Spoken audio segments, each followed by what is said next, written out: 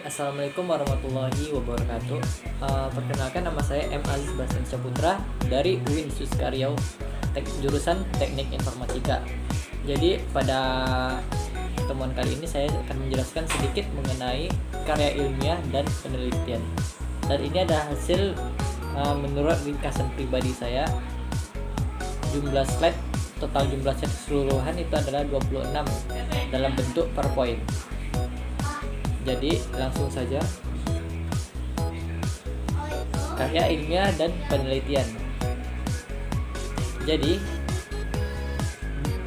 dalam penjelasan itu dalam format penulisan yang garis besar telah diuraikan pada bab 2 pada ada materi sebelumnya. Karya ilmiah juga dibedakan atas substansi atau corak pada tulisannya. Terdapat 4 corak penulisan karya tulis ilmiah yang mungkin, yaitu seperti studi komparasi, rekayasa sistem, yaitu teknologi, perangkat lunak, aplikasi, dan lain-lain, rancangan pembangunan dan simulasi atau satu penelitian. Dan keempat, corak karya ilmiah itu diusulkan dan disusun dengan tetap dilandasi oleh satu permasalahan yang terjadi, sehingga ulasan akhir dari karya tulis ilmiah itu adalah satu solusi. Lanjut. Dan karya tulis ilmiah atau disingkat sebagai KTI yang bercorak satu penelitian mempunyai bentuk yang terdiri dari 3 KTI yang lain, yaitu dia mempunyai secara spesifik atau hipotesa yang kemudian harus dibuktikan dalam langkah penelitian, hasil akhir penelitian, dan itu akan memberikan jawaban bahwa hipotesa tersebut benar adanya. Dan begitulah untuk penjelasan lebih lanjut dapat dilihat. Baik, langsung saja kepada bahan materi kita, yaitu karya tulis ilmiah. Setiap karya tulis yang dihasilkan seorang tidak dengan serta merta dapat digolongkan ke dalam format KTI, karena KTI memiliki kekhususan. Beberapa kekhususan tersebut itu diantara lain seperti: pertama, mengupas dan mempermasalahkan pengetahuan, menerapkan kebenaran ilmiah dan disajikan, serta menggunakan bentuk dan bahasa ilmiah. Dan dengan demikian, setiap karya tulis yang memiliki kekhususan tersebut dapat dikategorikan sebagai KTI atau karya tulis ilmiah. Dan untuk beberapa penjelasannya, seperti pada bagian ini, salah satu media komunikasi itu tertulis adalah karangan atau karena berbentuk tulisan, maka dinamakan itu karya tulis. Setiap gagasan seseorang yang dituangkan ke dalam tulisan dinamakan karya tulis. Saya lanjut kepada materi penting juga. Masuk langsung kepada paragraf kedua, yaitu banyak sekali bentuk-bentuk karangan yang dapat dijumpai dalam naskah tertulis. Salah satunya di antara lain adalah karya ilmu pengetahuan. Namun, karangan ilmu pengetahuan itu terbagi ke dalam karangan ilmu pengetahuan yang bersifat ilmiah dan karangan non-ilmiah. Dan juga karya tulis atau karangan ilmiah ini pada paragraf ketiga. Karya tulis atau karangan ilmiah menyajikan gagasan atau argumen keilmuan berdasarkan fakta. Dan juga seseorang yang bernama Brutowijoyo Mukayat D pada tahun 2010, seorang penulis karya ilmiah dari Akademi Presindo Jakarta A3 2010. Masyarakat umum tahu siapa saja peminat baca, yaitu berdasarkan paparan yang sudah disampaikan kita dari awal tadi mengenai karya tulis, maka dapat dinyatakan KTI itu berupa karya atau produk dari komunikasi ilmiah secara tertulis. Dan seseorang yang berkomunikasi secara tertulis tetapi tidak disusun secara ilmiah belum tentu dapat dinyatakan sebagai komunikasi ilmiah.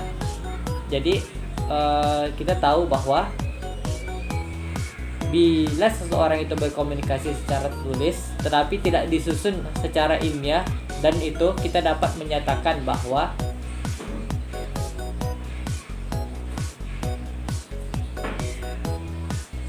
bahwa dinyatakan berkomunikasi secara ilmiah atau komunikasi ilmiah. Lanjut kepada kaitan dengan perkembangan ilmu pengetahuan.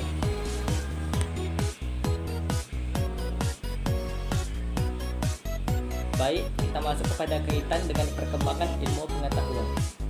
Jadi, KTI atau karya tulis ilmiah itu mengusung permasalahan keilmuan, materi yang dituangkan dalam tulisan ilmiah berupa gagasan-gagasan ilmiah, baik itu berupa hasil baik itu berupa hasil kajian ilmiah maupun hasil-hasil penelitian yang disajikan oleh KTI. Gagasan-gagasan itu merupakan gambaran perkembangan ilmu pengetahuan yang terekam dalam tulisan ilmiah. Dan mungkin saja terdapat pun perkembangan ilmu pengetahuan yang belum dikomunikasikan secara tertulis dalam karya ilmiah. Dan juga, namun pada umumnya perkembangan ilmu pengetahuan itu hampir sering disajikan dalam bentuk karya tulis ilmiah. Ilmu pengetahuan sering sekali dinamakan sebagai sains berbeda dengan pengetahuan umum. Ilmu pengetahuan sering disebut pula dengan pengetahuan ilmiah, dan dengan demikian pengetahuan ilmiah berbeda dengan pengetahuan kita sehari-hari. Dan dapat juga dilihat di sini bahwa pengetahuan sehari-hari itu sering disebut sebagai pengetahuan umum atau pengetahuan saja. Jadi saya cuma menjelaskan pada bagian-bagian penting. Dan apa sih itu epistemologi? Epistemologi itu kalau dalam bahasa Yunani itu berarti epistemen. Epistemen itu berarti pengetahuan, dan logos itu artinya kata. Dan sehingga itu berarti sebagai cabang filsafat yang berkaitan dengan asal sifat dan jenis pengetahuan. Dan topik ini termasuk salah satu yang paling sering diperdebatkan dan dibahas dalam bidang filsafat. Misalnya tentang apa itu pengetahuan, bagaimana karakteristiknya, dan juga serta hubungan dengan kebenaran dan keyakinan. Epistemologi atau teori pengetahuan berhubungan dengan hakikat dari ilmu pengetahuan, pengajian-pengajian, dan dasar-dasar serta pertanggungjawaban atas pernyataan mengenai pengetahuan yang dimiliki oleh setiap manusia. Dan juga saya ambil sikat dari sini, kebenaran ilmu pengetahuan dapat ditunjukkan oleh kebenaran teori dengan empiri berdasarkan dari metodologi ilmiah, dan perkembangannya akan sangat terasa ketika kita menyaksikan perkembangan teknologi sebagai hasil dari perkembangan ilmu.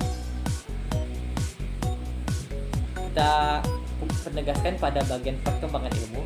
Perkembangan ilmu pengetahuan itu sering dengan perkembangan paradigma baru, yang paradigma itu tertuang dalam karya tulis ilmiah. Oke, ini kita masuk kepada laporan kegiatan penelitian. Laporan kegiatan penelitian itu biasanya disajikan dalam bentuk karangan ilmiah. Bentuk karangan ilmiah yang berhubung dengan penyelesaian studi dapat berupa makalah, skripsi, tesis, atau disertasi.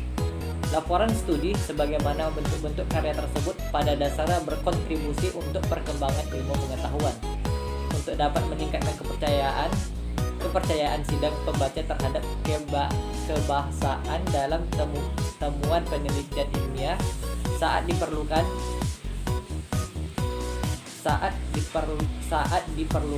sajian perkembangan ilmu tersebut berdasarkan karakteristik penyajian karya ilmiah. Ambil pada bagian pentingnya saja, dan langsung kepada bagian penggunaan karya tulis ilmiah atau KTI.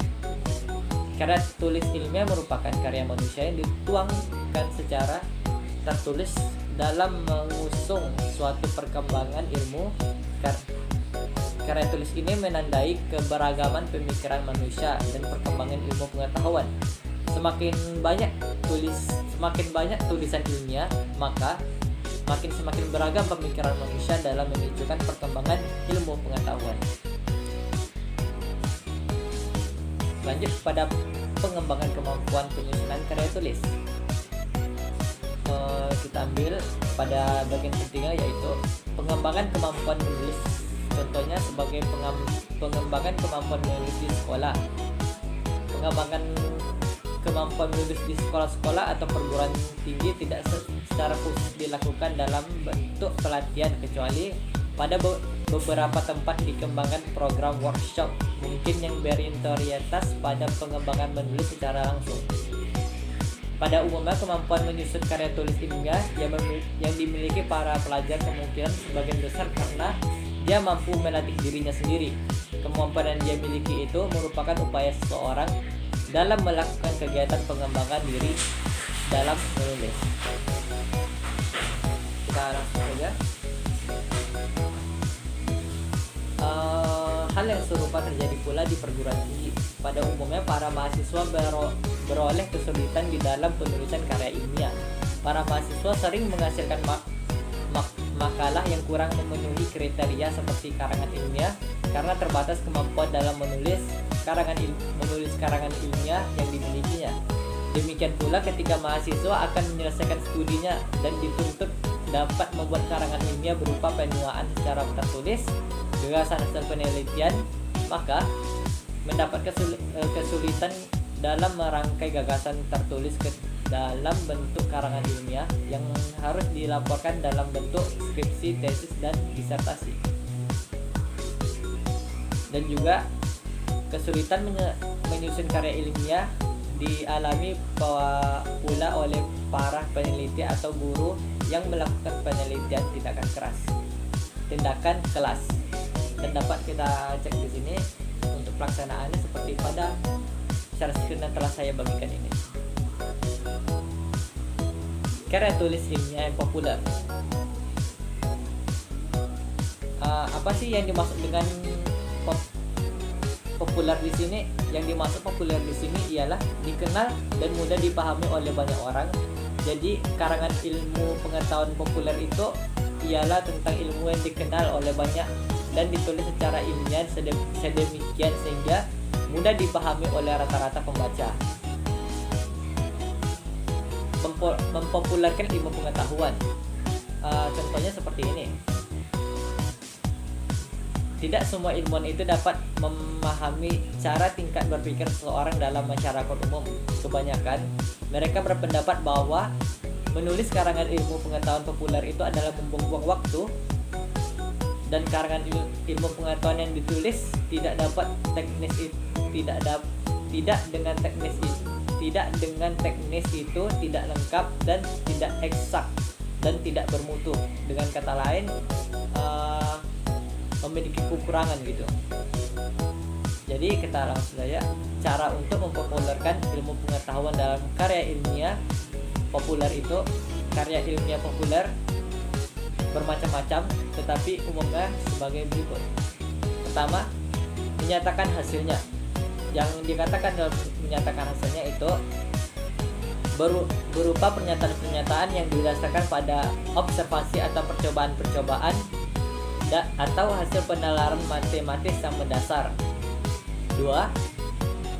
Sejarah kerja ilmuwan penemunya, yang berarti itu dapat dipahami dengan mudah oleh masyarakat umum melalui cerita berturut-turut tentang cara inokulasi atau karteur. Dengan kata lain itulah sifat-sifat listrik oleh Faraday, dan tentang biak bakteri yang tercemar oleh cendawan yang dialami oleh Fleming. Jika sejarah penemuan ilmu itu ditulis secara gamblang dengan bahasa sehari-hari, maka arti penemuan itu menjadi sangat besar dan dapat diabadikan kepada masyarakat.